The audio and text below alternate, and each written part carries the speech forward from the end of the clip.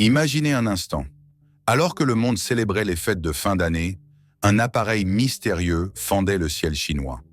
Sans annonce, sans fanfare, juste la silhouette futuriste d'un avion qui ressemble davantage à un vaisseau extraterrestre qu'à un chasseur conventionnel. 3 moteurs, une forme en losange sans empennage vertical, une furtivité totale. Le Chengdu J-36 venait de faire son entrée sur la scène mondiale et rien ne serait plus jamais comme avant.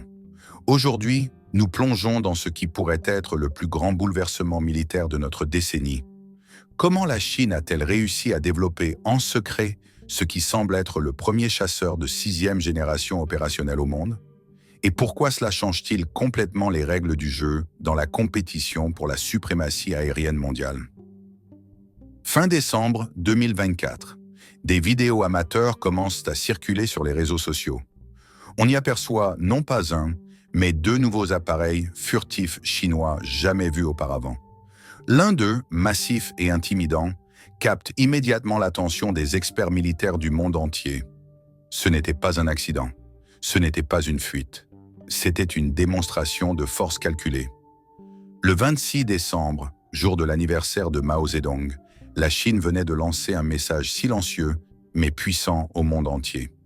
Nous avons franchi une étape que vous pensiez encore inaccessible. Sans communiqué officiel, sans présentation en grande pompe, le J-36 était là, volant devant des téléphones portables de civils qui ne soupçonnaient pas l'importance historique de ce qu'ils filmaient. Ce qui rend le J-36 véritablement révolutionnaire, c'est sa conception qui brise tous les codes établis jusqu'à présent. Premièrement, sa taille impressionnante. Environ 23 mètres de long pour une envergure de 19 à 21 mètres, ce qui en fait un géant comparé aux chasseurs actuels comme le F-22 Raptor américain ou le Su-57 russe. Deuxièmement, son design radical, une cellule sans empennage vertical, avec une forme en losange intégrée qui élimine pratiquement toute signature radar sous tous les angles. Cette approche de furtivité à 360 degrés n'avait été observée jusqu'alors que sur des bombardiers stratégiques comme le B-2 Spirit américain, jamais sur un chasseur tactique. Mais le véritable coup de maître technologique réside dans sa propulsion. 3 turboréacteurs, une configuration inédite qui offre des avantages décisifs, une supercroisière prolongée, vol supersonique sans post-combustion, une autonomie considérablement accrue, une redondance technique en cas de défaillance d'un moteur, une puissance électrique suffisante pour alimenter des systèmes avancés, notamment des armes à énergie dirigée. Cette triade de moteurs permet au J-36 d'atteindre une masse au décollage estimée à 54 tonnes, transportant un arsenal impressionnant dans ses volumineuses soutes internes. Le J-36 n'est pas simplement un nouveau chasseur. C'est une plateforme hybride qui combine les fonctions traditionnellement réparties entre plusieurs types d'appareils, un chasseur furtif de supériorité aérienne, un bombardier tactique à long rayon d'action, un centre de commandement volant pour drone. Avec ses vastes soutes internes, le J-36 peut embarquer des missiles air-air à très longue portée comme le PL-17, capable d'engager des cibles à plus de 300 km, une distance pour laquelle les États-Unis ne disposent actuellement d'aucun équivalent opérationnel. Cette capacité change radicalement l'équation stratégique. Imaginez ce scénario.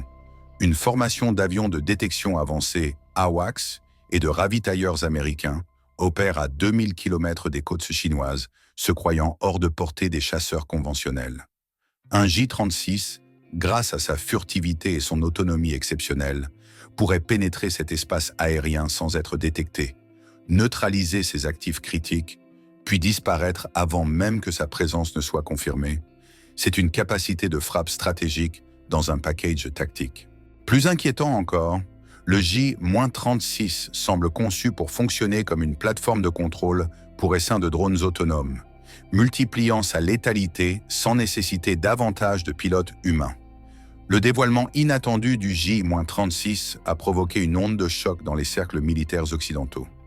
Le général Kenneth Wilsbach, chef du commandement du combat aérien américain, a publiquement appelé à accélérer le programme NGAD, Next Generation Air Dominance, pour éviter que les États-Unis ne perdent leur avantage technologique. Car c'est bien là l'enjeu. Pour la première fois depuis la fin de la guerre froide, l'Occident pourrait être en train de perdre son avance technologique aérienne. Le programme NGAD américain, jusqu'ici entouré du plus grand secret, promet lui aussi un système révolutionnaire combinant un chasseur piloté avec des drones autonomes.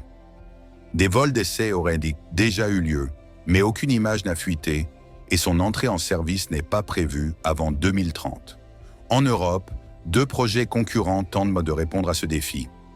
1. Le GCAP, Global Combat Air Programme, une collaboration entre le Royaume-Uni, le Japon et l'Italie, développant le chasseur Tempest. 2. Le SCAF, Système de combat aérien du futur, un projet franco-allemand-espagnol. Tous deux visent une mise en service dans les années 2030, mais font face à des défis de financement et de coordination qui pourraient être exacerbés par l'apparition du J-36. L'histoire de l'aviation militaire est jalonnée de moments où l'équilibre des forces a basculé.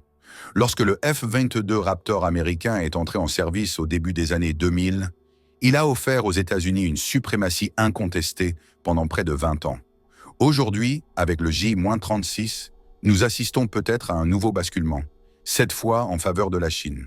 Ce n'est pas nécessairement un avantage permanent, mais même une avance temporaire pourrait avoir des implications profondes sur l'équilibre géopolitique, particulièrement dans la région Indo-Pacifique.